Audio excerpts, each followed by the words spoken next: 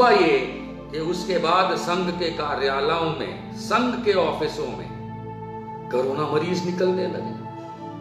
तब ये मीडिया के मुंह में उंगली आ गई।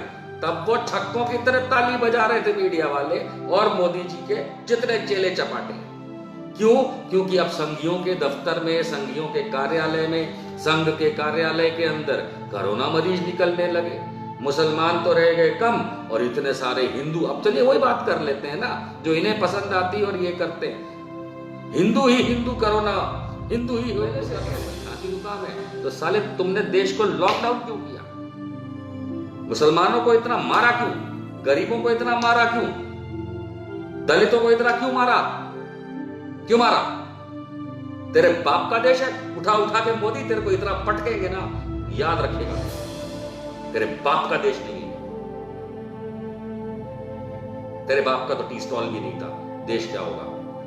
और जितने संघी देख रहे हैं, अगर उन्हें यह लगता है और उन्हें बुरा लगता है मेरी बात का, अबे तुम्हारे पास जितने लाठी तलवार है ना, निकाल के आ जाओ।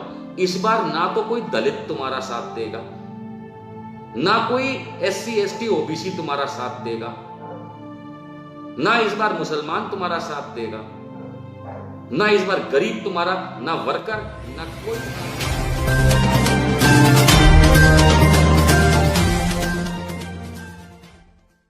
जो पिछले 6 महीने में ऐसा रगड़ा गया है, इस कदर जनवरी से लेकर के हमने देखा कि जिस तरीके से मुसलमानों को, गरीबों को और खास करके निचले तबके के लोगों को जैसे कि दलितों को, जिस तरीके से भारत की सरकार ने, खास करके मोदी मय होकर के भारत सरकार ने और राज्य सरकारों ने जिस तरीके से धोखा दिया, आज उस धोखे की हम बात करेंगे। देखिए, स्वाभाविक सी बात है कि हम सबको पता है कि पिछले साल 2019 के अक्टूबर-नवंबर से चीन में एक महामारी फैल गई थी, जो दिसंबर के महीने में सबको पता चल गई थी चीन में, और उसने WHO को बता दिया था। इसमें तो कोई नई बात नहीं है, मैं आप लोगों से पहले भी ये बात कह चुका हूं, आप लोगों को पता भी है। जनवरी के महीने में ग्लोबल हेल्थ इमरजेंसी डिक्लेयर कर दी थी WHO ने, लेकिन मोदी जी काजू की रोटी बड़े आराम से चबा रहे थे, उन्हें कोई जल्दी नहीं थी। फरवरी का महीना आया, उस ट्रंप की वो आरती उतारने में लगे थे, जिस ट्रंप के लिए आज समाचार आया है कि ट्विटर और फेसबुक तक ने उसको बैन कर दिया है। खैर, मोदी जी अपने सपनों का साकार करने के कोशिश में थे और फरवरी के अंत तक भारत में कोरोना नाम को कोई डिस्कस नहीं करता था सिवाय कुछ लोगों के। ये अपने आप में एक बहुत बड़ा सवाल बन गया था मार्च के महीने में। कई बार कह चुके हैं, हम सब जानते कि मार्च के मध्य में किस तरीके से मोदी जी ने नौटंकी करी और मार्च का अंत आते आते इस देश को लॉकडाउन कर दिया। हम सबको पता है कि 19 मार्च 2020 को श्रीमान नरेंद्र मोदी टीवी पे 8 बजे शाम को प्रकट हुए और उसके बाद की जो सारी कहानी है हमें पता है। 25 मार्च 2020 भारत के अंदर संपूर्ण लॉकडाउन किया गया। और मैं धन्यवाद करूंगा बैद्यनाथ सिंह जी का, जो यहाँ आकर के पता नहीं क्या लिख रहे हैं, शर्म करो नहीं तो चुल्लू भर पानी में डूब मरो। सिंह साहब, ये मोदी जी के लिए लिखना शुरू करिए कि वो शर्म करें, नहीं तो मोदी जी चुल्लू भर पानी में डूब मरे, नहीं तो ये देश बैद्यनाथ सिंह सुन लो, ये देश उनको ऐसे डुबोएगा, ऐसे धक्के मारेगा कि वो इस बार 2019 का जो इलेक्शन जीते उसके बाद वो राजनीति में दिखेंगे भी नहीं। खैर, ऐसे भक्त आते रहेंगे हमारे लाइफ में, इनसे हमें फर्क नहीं पड़ता। तो हुआ ये कि जब संपूर्ण लॉकडाउन कर दिया गया दोस्तों, तो उसके बाद हमने देखा कि किस तरीके से लोगों के खाने के फाफे पड़ गए, लोगों के पास अर्निंग नहीं थी। और जब मैं कहता हूं लोगों के पास नहीं थी, क्योंकि मेजॉरिटी हमारा जो देश है वो रोज कुआं खोदता है और रोज खाता है, लेकिन भक्तों को ये बात नहीं समझ में आएगी, क्योंकि भक्त जो होते हैं वो गोबर गणेश होते हैं, उन्हें कुछ ना समझ में आएगा। और इस वजह से जब संपूर्ण लॉकडाउन हुआ तो कई दिनों के बाद, कई हफ्तों के बाद वो महाभारत लड़ने वाले थे और जीतने वाले थे, घंटा बज गया उनका, लेकिन मोदी जी कुछ नहीं जीत पाए। उसके बाद यह हाल हुआ कि मेरे देश के अंदर, भारत में, तबलीगी जमात और मुसलमानों को लेकर के जिस नालायकी से नरेंद्र मोदी और उसकी सरकार और भाजपा ने जिस तरीके से मुसलमानों का अपमान किया, जिस तरीके से मुसलमानों का अपमान खुद इस सरकार ने किया, इस देश के अंदर बैठे प्रधानमंत्री और उनकी नाक के नीचे भारतीय जनता पार्टी ने किया, यह अति शर्मसार होने वाली बात है। मजा तो और तब आया उन लोगों को जब देश का मीडिया कहलाने लायक जो बड़े बड़े चैनल हैं, ये बड़े बड़े चैनल जब अपनी टीआरपी बटोरने के लिए कुत्ते की तरह भौंकने लगे, कुत्ते की तरह, और इनके पास सिर्फ एक राग था, निजामुद्दीन तबलीगी, निजामुद्दीन तबलीगी। इसका असर यह हुआ दोस्तों कि राज्यों के अंदर, कई राज्यों के अंदर हमने ये देखा कि तबलीगी जमात मुसलमान के घरों में घुस करके किस तरीके से पुलिस ने बर्ताव किया, किस तरीके से लोकल बॉडीज ने बर्ताव किया। और आप माने या ना माने, ये नामुराद नरेंद्र मोदी चुपचाप मुंह में उंगली डाल के बैठा रहा। वो इसलिए बैठा रहा क्योंकि वो सिर्फ ताली बजाना चाहता है, ऐसे सिर्फ यही जानता है।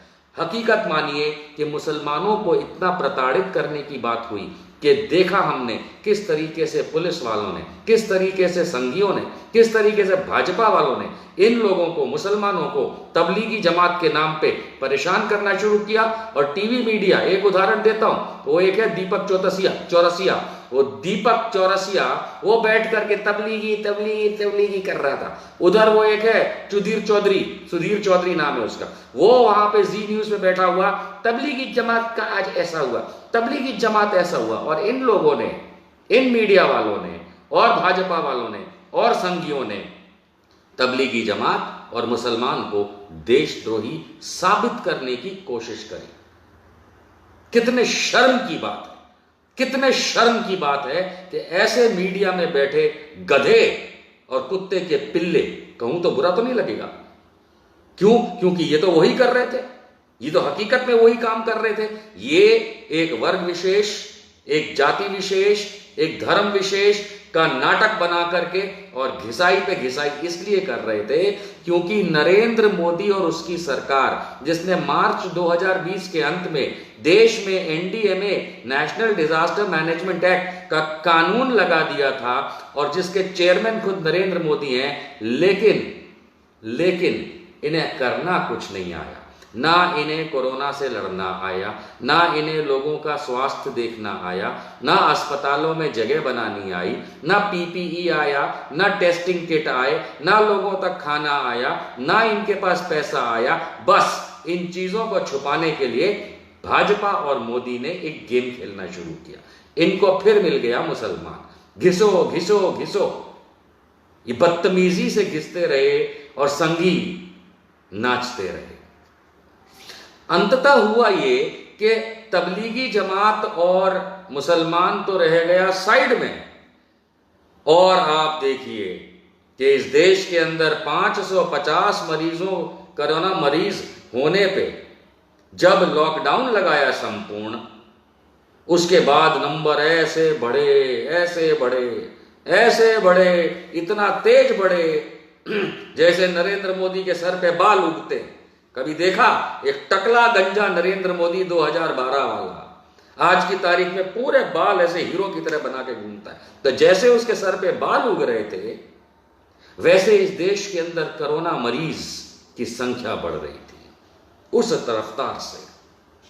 हुआ ये कि उसके बाद संघ के कार्यालयों में, संघ के ऑफिसों में कोरोना मरीज निकलने लगे।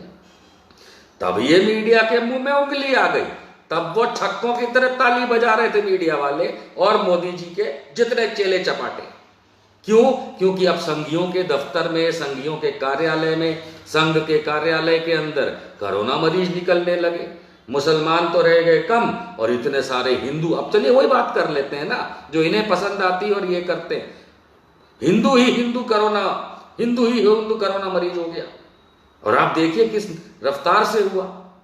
तो देशद्रोही तो ये संघी हुए, देशद्रोही तो मोदी हुआ, देशद्रोही तो अमित शाह हुआ जो घर के अंदर घुसा रहा और पूरे कोरोना काल में बाहर नहीं निकला। देशद्रोही तो ये मिनिस्टर हुए सारे के सारे बीजेपी वाले, और देशद्रोही हुआ नरेंद्र मोदी जो एनडीएमए का चेयरमैन होने के नाते भी उसने इस देश के लिए कुछ नहीं किया, कुछ नहीं किया। फिर उसकी सरकार रुक गई, क्यों? क्योंकि टैक्स नहीं मिल रहा, पैसे खत्म, तो दुनिया भर से हम कोरोना से लड़ेंगे, बिलियंस ऑफ डॉलर्स लिया और खुद चाऊ कर गया। फिर कुछ नहीं मिला, भाइयों बहनों, उल्लू के पट्ठों वो जिन्होंने ये दान किया, उल्लू पट्ठों मुझे पैसा दो पीएम केयर नाम की ट्रस्ट में, जो उसकी प्राइवेट संस्था है, और लोगों ने बेवकूफों की तरह दिया, वो भी खत्म हो गया। ये अच्छा, और मीडिया, भारत का मीडिया जिसको आप गोदी मीडिया कहते हैं, वो गोदी मीडिया ये सब में कोई चिंता में नहीं, वो अपना लगा पड़ा रहा, मुसलमान देशद्रोही है। अबे संघी देशद्रोही निकला, उसकी जबान क्यों नहीं निकलती तुम्हारी? क्यों नहीं निकलती? मीडिया की जुबान वहां क्यों बंद हो जाती है जब संघ के कार्यालय के अंदर संघी लोग, देशद्रोही, देश तोड़ने वाले नालायक संघी कोरोना पॉजिटिव निकलते हैं, तब मुंह नहीं खुलता। वो जी न्यूज के ऑफिस में जाने कितने कोरोना पॉजिटिव निकले, तो वो मरकजी, वो देशद्रोही नहीं हुआ, उसको जाकर के पुलिस ने उठा के चांटे मार करके सुधीर चौधरी को जेल में नहीं डाला। और वो कौवा जो है दीपक चौरसिया, वो चाव चाव कर रहा था, उसको तो उल्टा बिठा करके ऐसा डंडा पेलना चाहिए था पुलिस को, लेकिन वो नहीं करेंगे ना, क्योंकि पुलिस को भी मोदी और योगी और इन लोगों की लाइन पकड़नी है। उधर वो शिवराज सिंह चौहान नाम का एक प्राणी है मध्य प्रदेश में, वो कांग्रेस की सरकार उसने गिरा दी, चलो ठीक है। कोरोना काल के अंदर वो भाई साहब को अपना क्या करना था? अपनी शपथ विधि करनी थी, 300 लोगों से गले मिलना था, हैं? आई मीन ये क्या इनका बेवकूफानापन है? ये क्या बेवकूफानापन है? तुम्हारे लिए कोरोना नहीं है, दूसरों के लिए कोरोना है, और मुसलमान को घिसते रहोगे। अबे साले संघियों, 2 कौड़ी के औकात वालों, तुम तो हिंदू कहलाने के लायक नहीं हो, इतने बड़े नालायक और गधे हो। असली देशद्रोही तो तुम हो, असली देशद्रोही तो नरेंद्र मोदी है, जो इस पूरे समय के अंदर, जो इसने कोरोना काल बना दिया, उसके अंदर कभी भी इसने खड़े होकर ये नहीं कहा कि मेरे देशवासी कोरोना पीड़ित हो रहे हैं। इसके पिल्ले लगे रहे मुसलमानों के पीछे, और वो कुछ सेक्शन मीडिया का, वो दीपक चौरसिया और जी न्यूज टाइप का, वो मोदी की कुतिया बन गए, जो बारिश के मौसम में उसके आगे पीछे घूमते रहे। अब आप समझते हैं क्या? आई मीन, क्या मुसलमानों से इस देश में कोरोना फैला? नहीं, कोरोना तो फैला क्योंकि मोदी ने समय पे दरवाजे बंद नहीं किए भारत के, विदेश से लोगों को आने दिया, लाखों लोगों को आने दिया। दीपक चौरसिया और सुधीर चौधरी जैसे चपरकनाती चूतियों को यह नहीं पता कि वो देशद्रोही हैं, उनके चैनल देशद्रोही हैं। वो जिस तरीके से पुराने निकाल करके देखिएगा, आप पुराने निकाल करके इनके वीडियोस देखिए, कैसे कुत्तों की तरह लगे पड़े थे मुसलमानों के पीछे, जैसे मुसलमानों से कोरोना आया हो। अब इनके पिछवाड़े में दम नहीं है कि ये बोले अमित शाह देशद्रोही, कोरोना पॉजिटिव है। तबलीगियों के पास क्या करने गया था? बिरयानी खाने गया था। बे अमित शाह, तू कैसे हो गया कोरोना पॉजिटिव? बे तबलीगियों के पास क्या करने गया था? तब इनका मुंह नहीं खुलेगा। वो शिवराज सिंह चौहान, उसने तो ऐसे आधा बर्जी किया होगा ना, तो ऐसे रे आ गई होगी उसकी कोरोना की उसके मुंह में, है ना? Shivraj Singh Chouhan, this is bloody for you, up yours. और कौन है भैया? नहीं, और कौन है? और भी बड़े बड़े लोग इनके बीजेपी के, आरएसएस के कोरोना पॉजिटिव हो गए। यार ये तो देशद्रोही है। आप आज कोरोना टेस्ट करा लीजिए नरेंद्र मोदी का, निकलेगा कोरोना पॉजिटिव, फिर तो वो भी देशद्रोही है। और तब मीडिया कुछ नहीं बोलेगा। नहीं, कहां है ये मीडिया, कहां है ये हमारे देश का, वो कहां है, अर्नब गोस्वामी कहां है? The nation wants to know, पूछता है भारत। अर्नब गोस्वामी, तेरे में अगर हिम्मत है तो एक 15 मिनट का शो करके दिखा दे जिसमें तू अमित शाह को देशद्रोही बोल, जैसे तूने मुसलमानों को और तबलीगियों को देशद्रोही बोला था कोरोना पे। बोल, तेरे में औकात है तो। मोदी के साथ ऐसी वाली ताली बजाने वालों, तुम्हारे में कोई औकात नहीं है। You guys are zero, absolute zero, a shame on this nation. शर्म आनी चाहिए तुम लोगों को। बहुत अच्छा आपने किया सिटीजन जर्नलिस्ट साहब।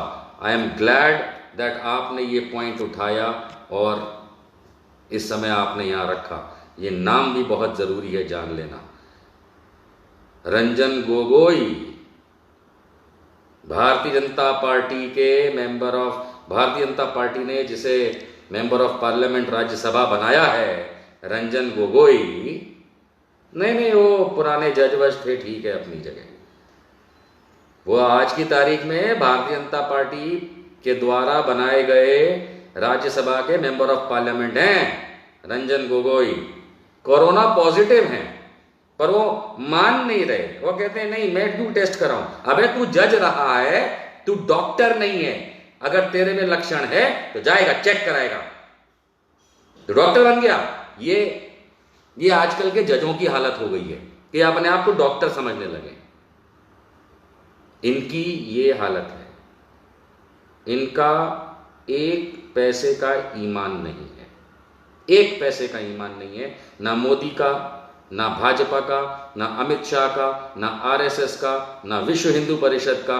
क्यों? क्योंकि इनके पास सिर्फ एक ही चीज है, मुसलमान को कैसे प्रताड़ित किया जाए। बात यहां खत्म नहीं होती दोस्तों। इसके बाद आप देखिए तो जब लॉकडाउन बढ़ गया और इस देश के अंदर खाने को फांफे पड़ने लगे तो गरीब मजदूर सबने देखा, पूरी दुनिया ने देखा। दुनिया के कई देशों में लॉकडाउन हुए, दुनिया के कई देशों में संपूर्ण लॉकडाउन भी हुए। दुनिया के बहुत सारे देश हैं जहां करोड़ों की संख्या में, चीन जैसे देश में हमसे कहीं ज्यादा माइग्रेंट लेबर है, कहीं ज्यादा इस तरीके से लोग रोज कुआं खोदते हैं, खाते हैं, तब जाके जी पाते हैं। लेकिन हमारे यहां माइग्रेंट लेबर का क्या हाल हुआ? बीवी, बच्चा, बूढ़ा, जवान सबको कंधे पे उठा के मार खाते खाते सड़कों पे गरम तपती धूप जिसमें आप बाहर नहीं निकलते, हजारों किलोमीटर चल के भूखा प्यासा इस देश का मजदूर गांव जाने पे मजबूर हो गया। और हराम के किसी आरएसएस वाले ने या बीजेपी संस्था ने उसको सड़क पे खाना खिलाया हो, तो आपने खिलाया होगा, आपने अपने पैसे से खिलाया होगा ऐसे हाल में। लेकिन हराम के किसी आरएसएस वाले ने, बीजेपी वाले ने, वीएचपी वाले ने, बजरंग दल वाले ने, किसी ने इनको खाना भी पूछा हो, पानी भी पूछा हो, सड़क पे हजारों किलोमीटर चल के गए। क्यों गए? गरीब आदमी अपने गांव से बड़े शहर या इंडस्ट्रियल एरिया में क्यों जाता है? वो इसलिए जाता है क्योंकि उसके गांव में या उसके कस्बे में या जिस छोटे शहर से वो है वहां पे काम नहीं मिलता। भारत की विडंबना है कि हमारी पॉपुलेशन बहुत ज्यादा है, बदले में काम कम है, तो वो बड़े शहरों में जाके मजदूरी करता है, इंडस्ट्रीज में जाके मजदूरी करता है। आपने फुल लॉकडाउन कर दिया जिसके चलते सारी इंडस्ट्रीज, सारे काम ठप हो गए, जिसकी कोई आवश्यकता नहीं थी। हम तब भी कहते थे, आज भी कहते हैं, कोई आवश्यकता नहीं थी। और आप देखिए कि आज फिर दोबारा ये खोल ही चुके हैं 25 अप्रैल ऑनवर्ड। लोग काम नहीं कर रहे या काम बिजनेस नहीं है वो बात अलग है, लेकिन खोल दिया ना, क्योंकि इनमें तो अकल है नहीं मोदी फोदी के अंदर। बंद कर दिया सब। तो गरीब जो था वो उन छोटे शहरों, गांव, कस्बों से आया था जिसके पास वहां खाने को नहीं होता है, काम नहीं होता है। वो अपने इंडस्ट्रीज के अंदर लेबर का काम कर रहा था, फैक्ट्रियों में कर रहा था, रिक्शे चला रहा था, बोझा उठा रहा था, 4 पैसे कमाता था, शाम को खाता था और सुबह फिर काम पे लग जाता था। आपने क्या किया मिस्टर मोदी? उसका जीवन रोक दिया, उसको मजबूर कर दिया इस तरीके से, सड़ता गलता मरता अपने अपने गांव हजारों किलोमीटर जाए। आपको लगता है कि ये गरीब आपको माफ करेगा? कसम से किसी गरीब मजदूर के सामने मत आ जाना मोदी, क्योंकि ये मजदूर दिन भर मेहनत करता है, इसकी बाहों में बहुत दम है। कहीं गलती से एक झापड़ तेरे को मार दिया ना, उठ नहीं पाएगा तू दूसरे दिन। कभी गलती से मत आना किसी मजदूर के सामने, चैलेंज दे रहा हूं मैं तुझे। और अगर किसी भक्त को यह सुनने पे अच्छा नहीं लगता तो पुंगी बना के अंदर चढ़ा ले। मोदी को बोलना किसी भी ऐसे गरीब मजदूर के सामने ना जाए जो इन हालातों से घर पहुंचा था या रास्ते में मर गया था उसके रिलेटिव के पास। कहीं एक करारा तमाचा पड़ गया ना मुंह पे, मोदी उठ नहीं पाएगा, क्योंकि मजदूर बहुत मेहनती है, आज की तारीख में तेरी वजह से प्रताड़ित है। तीसरी बात, आपने देखा होगा मैंने हेडिंग में डाला है कि दलितों के साथ परेशानी करी। आप लोगों ने ये बहुत कम देखा होगा क्योंकि समाचार नहीं दिखाएगा, कुछ ने दिखाया। खास करके हिंदी बेल्ट जिसको कहते हैं, उत्तर प्रदेश, हरियाणा, राजस्थान, मध्य प्रदेश, आपका बिहार, ऐसा कितनी जगह हुआ है कि कोरोना सेंटर जो थे, कोविड सेंटर जो छोटे शहरों में, गांव वगैरह के बीच में जो बनाए गए थे, क्या आप जानते हैं कि अगर किसी दलित ने खाना बना दिया, क्योंकि कोविड सेंटर में उन जगहों पे खाना रहना सब खुद ही करना होता था, अगर किसी दलित या दलितों ने खाना बना दिया तो सवर्ण वर्ग के कहलाने वालों ने न सिर्फ वो खाना फेंक दिया लेकिन उन दलितों को मारा। क्या आप जानते हैं? नहीं जानते तो आज जान लीजिए। ये हमारे देश में मुसलमानों के साथ, गरीबों के साथ, दलितों के साथ ये जो अत्याचार है, ये करके नरेंद्र मोदी अगर अपनी गलतियों को छुपाना चाहता है तो बहुत गलत कर रहा है, क्योंकि यही मुसलमान, यही गरीब और यही दलित जिसको मोदी और मोदी की बकवास की वजह से पुलिस से लेकर के संघियों से लेके उच्च वर्ग ने मारा, परेशान किया। अहमदाबाद में तो हमारे पास पूरी जानकारी है, घरों में औरतों को घुस करके मारा पुलिस वालों ने कोरोना के नाम पे। तो इस तरीके से मुस्लिम महिलाओं को, इस तरीके से जब ये जो शासन चलाने की पद्धति इन्होंने चला रखी, अगर आप थोड़ा सा भी इस पे ध्यान देंगे, थोड़ा सा भी ध्यान देंगे, तो आपको ये मालूम चल जाएगा कि ना तो मोदी हमेशा रहने वाला है, ना भाजपा हमेशा रहने वाली है। कौन आएगा वो देख लिया जाएगा, लेकिन ये हमेशा नहीं रहने वाले। मान के चलिए कि जिस दिन गरीब का दिमाग फ्यूज हुआ, जिसको आप लोअर क्लास, लोअर कास्ट कहते हैं, उसका दिमाग फ्यूज हुआ और मुसलमान का दिमाग फ्यूज हुआ और साथ साथ हम हिंदुओं का दिमाग फ्यूज हुआ, तो ये जितने संघी है ना, ये जो चड्डी से पतलून तक पहुंचे हैं ना, इनकी चड्डी भी नहीं रहेगी, इतना मारेंगे। और मैं कह रहा हूं इतना मारेगा देश इनको, कोई पुलिस इनको नहीं बचाएगी, कोई कानून इनको नहीं बचाएगा, कोई फौज इनको नहीं बचाएगी, क्योंकि मेरे देश को तोड़ने वाले, मेरे देश के लोगों को मारने वाले, मेरे देश के लोगों को परेशान करने वालों का साथ कोई नहीं देता। हाँ, अगर कोई देता है वो जी न्यूज और दीपक चौरसिया और सुधीर चौधरी जैसे लोग, ये भी मार खाएंगे। कर दे मेरे पे केस के मैं ये बात कर रहा हूं, मैं आईना दिखा रहा हूं।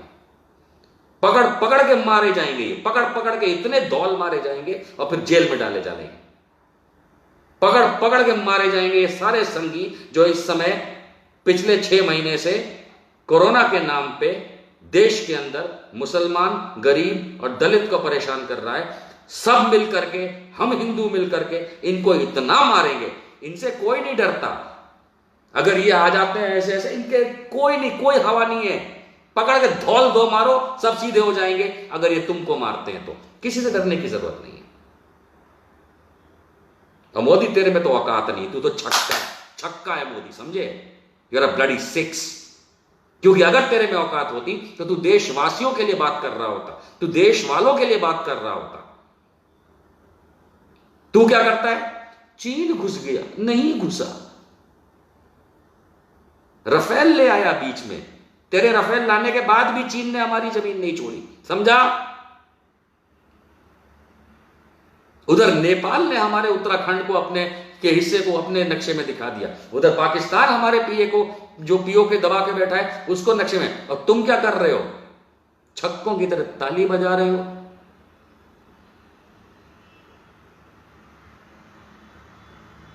मंदिर शिलान्यास को तो छोड़ ही दो, साइड में, कोई मतलब ही नहीं है, बेकार का ड्रामा। कोई ना मंदिर बनाएंगे ये लोग, ना मंदिर बनने वाला है इन लोगों से। इन्होंने करना था खाली आपको कोविड-19 के चीजों से दूर रखने के लिए सारे ड्रामे चल रहे हैं।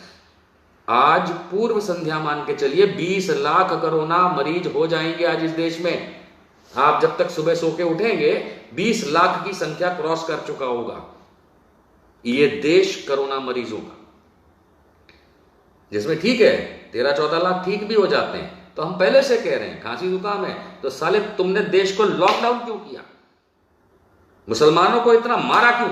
गरीबों को इतना मारा क्यों? दलितों को इतना क्यों मारा? क्यों मारा? तेरे बाप का देश है, उठा उठा के मोदी तेरे को इतना पटकेंगे ना, याद रखेगा तू, तेरे बाप का देश नहीं है। तेरे बाप का तो टी स्टॉल भी नहीं था, देश क्या होगा? और जितने संगी देख रहे हैं, अगर उन्हें यह लगता है और उन्हें बुरा लगता है मेरी बात का, अबे तुम्हारे पास जितने लाठी तलवार है ना, निकाल के आ जाओ। इस बार ना तो कोई दलित तुम्हारा साथ देगा, ना कोई SC ST OBC तुम्हारा साथ देगा, ना इस बार मुसलमान तुम्हारा साथ देगा, ना इस बार गरीब तुम्हारा, ना वर्कर, ना कोई तुम्हारा साथ देगा। सालों हो कितने गिनती में, कितने हो? अच्छा क्या पुलिस का साथ लोगे? पुलिस उल्टा तुम्हें लकड़ियां मारेगी, करके देख लो ट्राई। कितना मारोगे बे इस देश को? मार नहीं पाओगे। और ये जितने मीडिया वाले हैं ना, सुधीर चौधरी से लेकर के ये दीपक चौरसिया जैसे हरामी, तुम देखो, सुधीर चौधरी से लेकर के ये दीपक चौरसिया जैसे हरामी, तुम देखो, तुम देखो तुम्हारे क्या हाल होते हैं। आरएसएस की आइडियोलॉजी के हिसाब से मोदी जी और उनके जितने पिल्ले हैं, इन्होंने इस देश में परिस्थिति लाके खड़ी की है। और आप जानते हैं, मैं मुंह से बता रहा हूं आपके मन की बात, इन्होंने खड़ी की है कि इस देश के अंदर सिविल वॉर हो। इस देश के अंदर जितना गरीब, जितना मुसलमान, जितना SC, जितना ST, जितना OBC, जितना दलित है, इसको इतना दबाया जाए कि ये पैरों की जूती बन के नीचे रहे, सब सड़क पे आ जाएगा। संगियों, तुम्हारी औकात नहीं है कि तुम खड़े भी हो पाओ। तुम सालों खड़े हो इन्हीं दलितों, SC ST के बलबूते पे होते हो। जितना मुसलमान से लड़वाते हो, इन्हीं तीनों को लड़वाते हो। तुम तो है ही कितनी संख्या में, कितने क्षत्रिय हैं इस देश में? 3%। कितने ब्राह्मण हैं? 1%। बनिया तो लड़ता नहीं है। तो तुम्हारा जो पूरा का पूरा हिंदू है वो है तो SC ST OBC। अब ना आएगा तुम्हारे साथ, इतना तुमने गरीबों को मारा। इसीलिए जब कल 5 तारीख को वो गलत सलत शिलान्यास और अधर्म करने के लिए, जो मोदी अधर्म करने गया था अयोध्या, उसके बाद उसके लिए उन्होंने सबने क्या कहा था कि भैया दिवाली मनाना, अपने अपने घरों में दिए जलाना, लाइटें लगाना। किसी ने नहीं किया। चूतिया बन गए ये लोग, सारे संगी चूतिया बन गए। खुद लेकर के अपने अपने घरों में 1000 में से 10 घरों के अंदर कल लाइट जली, कहीं पटाखे की आवाज नहीं आई। दिवाली ऐसे मनती है वह मोदी का दिवाला हो गया कल, समझे? तो याद रखिए, आप अपने आजू बाजू ये सब चीजें समझते और देखते रहिए। अब ये समय परिपक्व है, हो चुका है कि ना तो दलित RSS के साथ है, और मैं संख्याओं में बात कर रहा हूं। ना दलित है, ना SC है, ना ST है, ना OBC है, ना गरीब है, बहुत बड़ा शिक्षित वर्ग भी नहीं है, और वो 2-4 चुलपुल मुसलमानों को छोड़ करके कोई मुसलमान इनके साथ नहीं है, सिख इनके साथ नहीं है, ईसाई इनके साथ नहीं है, और हिंदुओं में सबसे बड़ा तबका जो काउंटिंग में आएगा वो इनके साथ नहीं है। तो मोदी, अगर तुम चाहते हो और तुम्हें यह लगता है कि आर्मी तुमको बचा लेगी, बेटा ये देश तुमको इतना मारेगा, क्योंकि तुम मारते आए हो, बहुत मारेंगे तुमको। मेरा अपना चैनल, आपका चैनल, समाज का चैनल, देश का चैनल एनबी न्यूज 24/7 को आप लाइक करें, सब्सक्राइब करें और ज्यादा से ज्यादा इसकी वीडियो को शेयर करें, ताकि हर खबर को मैं आप तक आसानी से पहुंचा सकूं।